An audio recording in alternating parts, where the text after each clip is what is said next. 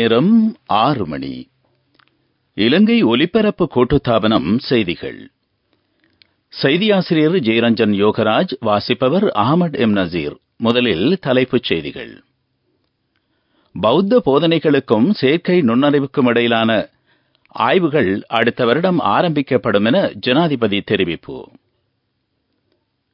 ஜனாதிபதியினால் ஆரம்பிக்கப்பட்ட காசா சிறுவர் பாதுகாப்பு நிதியத்திற்கு இதுவரை 7 கோடிக்கும் அதிகமான நிதி சேகரிப்பு.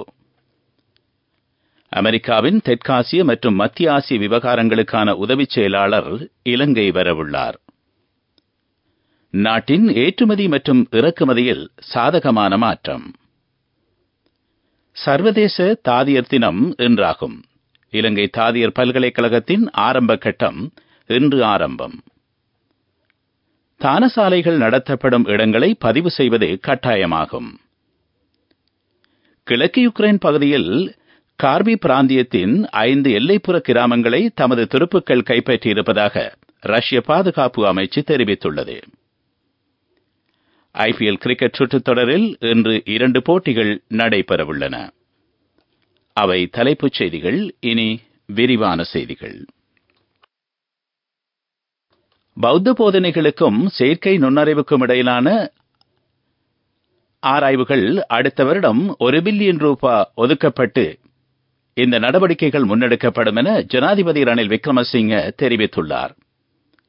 இந்த ஆண்டு ஆராய்ச்சி பணிகளை ஆரம்பிக்க எதிர்பார்க்கப்பட்டிருந்தாலும் செயற்கை நுண்ணறிவினை கட்டுப்படுத்த தேவையான சட்டங்கள் இதுவரையில் முன்வைக்கப்படவில்லை. எனவே ஆய்வு நடவடிக்கைகளை அடுத்த வருடம் ஆரம்பிக்க திட்டமிடப்பட்டுள்ளது. அதனுடன் தொடர்புடைய சட்டங்கள் ஏற்றுக்கொள்ளப்பட்டதன் பின்னர் அடுத்த கட்ட நடவடிக்கைகள் செயல்படுத்தப்படும்.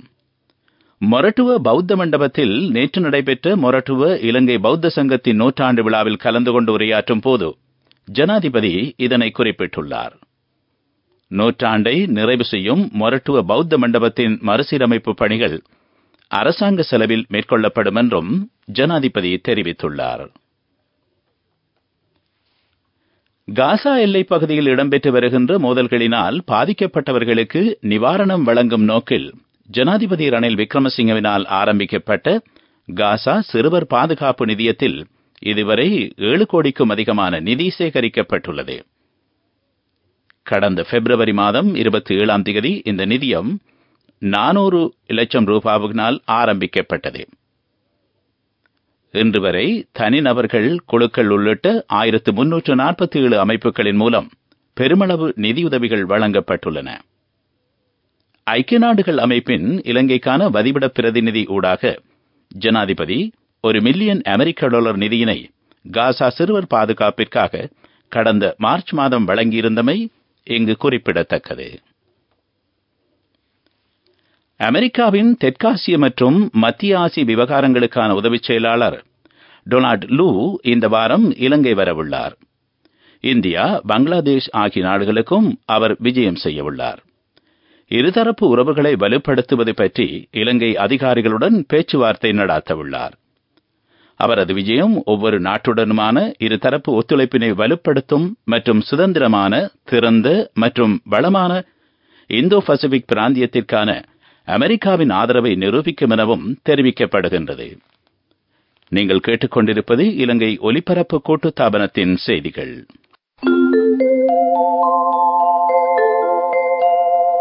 உங்கள் பெருமையின் அங்கமான மக்கள் வங்கி, தேசத்தின் பெருமை.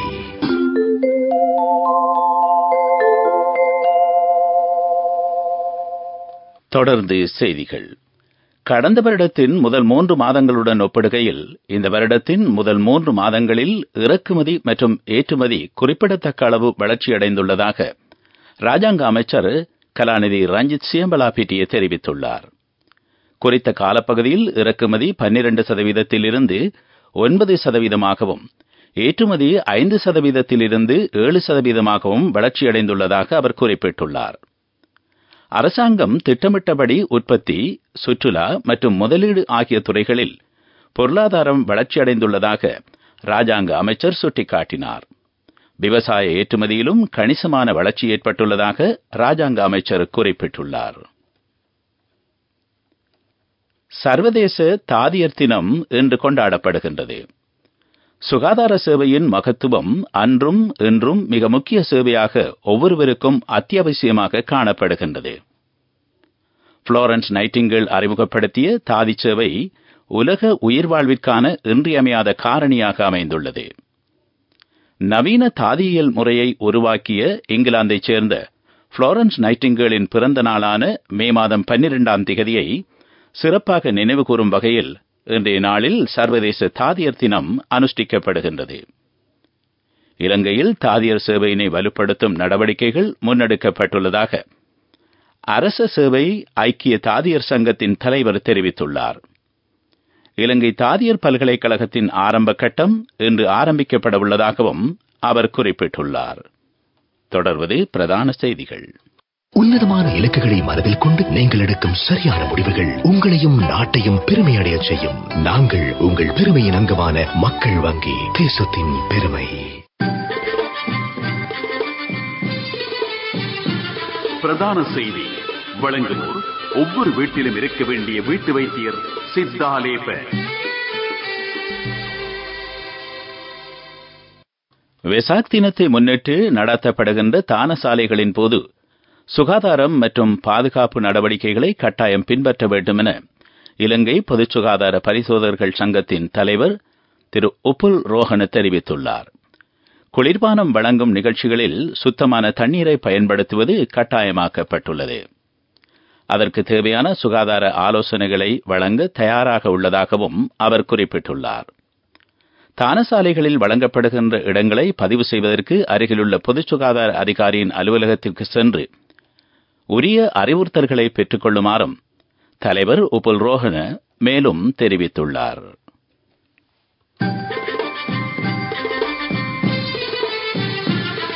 பிரதான செய்தி வழங்கியோர் ஒவ்வொரு வீட்டிலும் இருக்க வேண்டிய வீட்டு வைத்தியர் சித்தாலேப. உங்கள் கவனத்திற்கு தேசிய டெங்கு தடுப்பு வாரம் அறிவிக்கப்பட்டுள்ளது. எதிர்வரும் 26ஆம் திகதி முதல் ஜூன் மாதம் 1ஆம் திகதி வரையில் தேசிய டெங்கு தடுப்பு வாரம் அனுஷ்டிக்கப்படும். 17 மாவட்டங்களில் உள்ள 71 சுகாதார வைத்திய அதிகாரி பிரிவுகளை உள்ளடக்கிய வகையில் நுளம்பு ஒழிப்பு வேலை திட்டம் முன்னெடுக்கப்படவுள்ளதாக சுகாதார அமைச்சின் தேசிய டெங்கு கட்டுப்பாட்டு பிரிவின் விசேட வைத்திய நிபுணர் டாக்டர் அனோஜா வீரசிங்க தெரிவித்துள்ளார். மழையுடன் கூடிய காலநிலையை கருத்தில் கொண்டு டெங்கு நுளம்பு பரவலை கட்டுப்படுத்துவதே இந்த வேலை திட்டத்தின் நோக்கமாகும். இது உங்கள் கவனத்திற்கு. உலகச் செய்திகள். கிழக்கு யுக்ரைன் பகுதியில் கார்வி பிராந்தியத்தில் 5 எல்லைப்புற கிராமங்களை தமது துருப்புக்கள் கைப்பற்றியிருப்பதாக ரஷ்ய பாதுகாப்பு அமைச்சு தெரிவித்துள்ளது. ரஷ்ய துருப்புக்கள் கடந்த வெள்ளிக்கிழமை கார்கிவ் பிராந்தியத்தின் வடபகுதியூடாக உட்பிரவேசித்து கிரமமாக தெற்கு பகுதி எல்லை கிராமங்களை கைப்பற்றியுள்ளது. பரந்தளவிலான ஏவுகணை தாக்குதல்களை நடாத்தியுள்ளது. இந்த பகுதியில் சுமார் 2000 மக்கள் மோதல் காரணமாக வெளியேறியுள்ளதாக கார்கிவ் பிராந்திய ஆளுநர் ஓலே சினிபோ தெரிவித்துள்ளார். பலத்த மழை மற்றும் வெள்ளம் காரணமாக ஆப்கானிஸ்தானின் பாக்லாண்ட் மாநிலத்தில் குறைந்தது 85 பேர் உயிரிழந்துள்ளனர். வெள்ள நீர் குடியிருப்பு பகுதிகளில் மற்றும் ஏனைய கட்டடங்களுக்குள்ளும் புகுந்துள்ளதாக வீடியோ காட்சிகள் தெரிவிக்கின்றன. நூற்றுக்கணக்கான கட்டடங்கள் முழுமையாக சேதமடைந்து வெள்ள நீரில் அடித்துச் செல்லப்பட்டதாகவும் அங்கிருந்து கிடைக்கும் செய்திகள் தெரிவிக்கின்றன. அபிவிருத்தி செய்திகள்.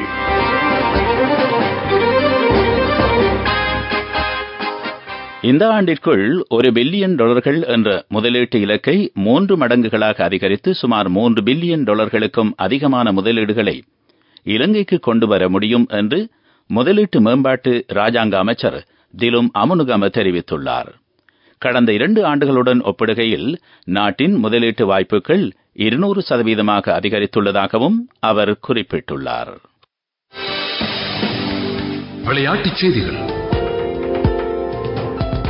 ஐபிஎல் கிரிக்கெட் சுற்றுத்தொடரின் 59வது போட்டியில் கொல்கத்தா நைட் ரைடர்ஸ் அணி 18 ஓட்டங்களினால் வெற்றி பெற்றுள்ளது. ஈடன் கார்டன் மைதானத்தில் நடைபெற்ற போட்டியில் மும்பை இந்தியன்ஸ் மற்றும் கொல்கத்தா நைட் ரைடர்ஸ் அணிகள் மோதின. மழை குறுக்கிட்டமையினால் போட்டி ஆரம்பத்தில் தடை ஏற்பட்டது. அதற்கமைய 16 ஓவர்கள் கொண்ட போட்டியாக மட்டுப்படுத்தப்பட்டது. அதற்கமைய முதலில் துடுப்படுத்த ஆடிய கொல்கத்தா நைட் ரைடர்ஸ் அணி 16 ஓவர்களில் 7 விக்கெட் இழப்பிற்கு 157 ஓட்டங்களை பெற்றது. 158 ஓட்டங்கள் என்ற வெற்றி இலக்கினை நோக்கி துடுப்படுத்த ஆடிய மும்பை இந்தியன்ஸ் அணி 16 ஓவர்களில் 8 விக்கெட்டுகளை இழந்து 139 ஓட்டங்களை மட்டும் பெற்று தோல்வியடைந்தது. சுற்றுத் தொடரில் இன்று 2 போட்டிகள் நடைபெறவுள்ளன. முதல் போட்டியில் சென்னை சூப்பர் கிங்ஸ் மற்றும் ராஜஸ்தான் ராயல்ஸ் அணிகள் மோதவுள்ளன. போட்டி பிற்பகல் 3:30 சென்னையில் ஆரம்பமாகும். இரண்டாவது போட்டியில் ராயல் சேலஞ்சர்ஸ் பெங்களூர் மற்றும் டெல்லி கேபிட்டல் அணிகள் மோதவுள்ளன. போட்டி இரவு 7:30 ஆரம்பமாகும். T20 உலகக்கிண்ண போட்டிகள் அடுத்த மாதம் 4ஆம் திகதி அமெரிக்கா மற்றும் மேற்கிந்திய தீவுகளில் ஆரம்பமாக உள்ளன. இதில் பங்கேற்பதற்காக வனிந்து ஹசரங்க தலைமையிலான இலங்கை அணி நாளை மறுதினம் அமெரிக்கா நோக்கி பயணிக்கும் என்று உத்தியோகபூர்வ தகவல்கள் தெரிவிக்கின்றன. வர்த்தக செய்தி அனுசரணை. பட்டதாரியாகும் போது, திருமணத்தின் போது, குழந்தை பிறப்பின் போது மற்றும் 25வது திருமண ஆண்டு நிறைவின் போது 50,000 ரூபாய் வரை விசேட அனுகூலங்கள். மாதாந்தம் 12,500 ரூபாய் வீதம் சேமித்திடும் ஸ்ரீ சேவிங்ஸ் சாம்பியன்களுக்கு மேலும் பணப்பரிசுகள். வெசாக் மற்றும் பொசோன் தினத்தை முன்னிட்டு நாடாளாவிய ரீதியில் ஏற்பாடு செய்யப்பட்டுள்ள தான சாலைகளுக்கு தேவையான உணவுப் பொருட்களுக்கு விசேட விலைச்சலுகைகள் வழங்குவதற்கு லங்கா சதோச நிறுவனம் தீர்மானித்துள்ளது. தானசாலைகளுக்கு தேவையான உணவுப் பொருட்களுக்கான முன்பதிவுகளை எதிர்வரும் மே மாதம் 17ஆம் தேதிக்கு முன்னர் அருகிலுள்ள லங்கா சதோச கிளைகளில் வழங்குமாறு லங்கா சதோச நிறுவனம் அறிவித்துள்ளது. பட்டதாரியாகும் போது, திருமணத்தின் போது, குழந்தை பிறப்பின் போது மற்றும் 25வது திருமண ஆண்டு நிறைவின் போது 50,000 ரூபாய் வரை விசேட அனுகூலங்கள். மாதாந்தம் 12,500 ரூபாய் வீதம் சேமித்திடும் ஸ்ரீ சேவிங்ஸ் சாம்பியன்களுக்கு மேலும் பணப்பரிசுகள். பொருளாதார செய்திகள். பெரும்போக நெல் கொள்வனவு எதிர்வரும் 15ஆம் திகதி நிறைவடையும் என நெல் சந்தைப்படுத்தல் சபை தெரிவித்துள்ளது. புத்தாண்டு காரணமாக இடைநிறுத்தப்பட்டிருந்த நெல் கொள்வனவு மீண்டும் ஆரம்பிக்கப்பட்டுள்ள போதிலும் விவசாயிகளிடமிருந்து போதுமான அளவு நெல் கிடைக்கவில்லை என சபையின் தலைவர் புத்திக இத்தமல்கொட தெரிவித்துள்ளார். காலநிலை அறிக்கை. கடும் மின்னல் தாக்கம் குறித்து வளிமண்டலவியல் திணைக்களம் எச்சரிக்கை விடுத்துள்ளது. மேல் சப்ரகமுவா, தென், மத்திய, வடமேல், ஊவா, வடமத்திய மாகாணங்களிலும் மன்னார், வவுனியா மாவட்டங்களிலும் இரவு வேளைகளில் இடியுடன் கூடிய மழையுடன் பலத்த மின்னல் அபாயம் காணப்படுகின்றது. அந்த பகுதிகளில் இடியுடன் கூடிய மழையுடன் தற்காலிகமாக பலத்த காற்றும் வீசக்கூடும். மின்னல் தாக்கங்களினால் ஏற்படுகின்ற அபாயங்களை குறைப்பதற்கு நடவடிக்கை எடுக்குமாறு பொதுமக்கள் கேட்டுக் கொள்ளப்படுகின்றார்கள். திறந்த வெளியிலோ மரத்தடியிலோ நிற்பதனை தவிர்த்துக் கொள்ளுமாறும் மக்கள் அறிவுறுத்தப்பட்டுள்ளனர். வயல், தேயிலை தோட்டம், விளையாட்டு மைதானம், திறந்த நீர்த்தடாகங்கள் என்பனவற்றை இடி மின்னலின் போது பயன்படுத்துவது ஆபத்தானதாகும். இடி மின்னலின் போது சைக்கிள், டிராக்டர், படகு போன்ற திறந்த வாகனங்களை பயன்படுத்த வேண்டாம் எனவும் வளிமண்டலவியல் திணைக்களம் மக்களுக்கு அறிவுறுத்தல் வழங்கியுள்ளது. காலநிலை அறிக்கை கேட்டீர்கள். மீண்டும் தலைப்புச் செய்திகள். பௌத்த போதனைகளுக்கும் செயற்கை நுண்ணறிவுக்கும் இடையிலான ஆய்வுகள் அடுத்த வருடம் ஆரம்பிக்கப்படும் என ஜனாதிபதி தெரிவிப்பு. ஜனாதிபதியினால் ஆரம்பிக்கப்பட்ட காசா சிறுவர் பாதுகாப்பு நிதியத்திற்கு இதுவரை 7 கோடிக்கும் அதிகமான நிதி சேகரிப்பு. அமெரிக்காவின் தெற்காசிய மற்றும் மத்திய ஆசிய விவகாரங்களுக்கான உதவிச் செயலாளர் இலங்கை வரவுள்ளார். நாட்டின் ஏற்றுமதி மற்றும் இறக்குமதியில் சாதகமான மாற்றம். சர்வதேச தாதியர் தினம் இன்றாகும். இலங்கை தாதியர் பல்கலைக்கழகத்தின் ஆரம்ப கட்டம் இன்று ஆரம்பம். தானசாலைகள் நடத்தப்படும் இடங்களை பதிவு செய்வது கட்டாயமாகும். கிழக்கு யுக்ரைன் பகுதியில் கார்வி பிராந்தியத்தின் 5 எல்லைப்புற கிராமங்களை தமது துருப்புக்கள் கைப்பற்றியிருப்பதாக ரஷ்ய பாதுகாப்பு அமைச்சு தெரிவித்துள்ளது. IPL கிரிக்கெட் சுற்றுத் தொடரில் இன்று 2 போட்டிகள் நடைபெறவுள்ளன. எமது அடுத்த பிரதான செய்தி அறிக்கை இன்று பிற்பகல் 12:45 ஒலிபரப்பாகும். இத்துடன் செய்திகள் நிறைவடைந்தன.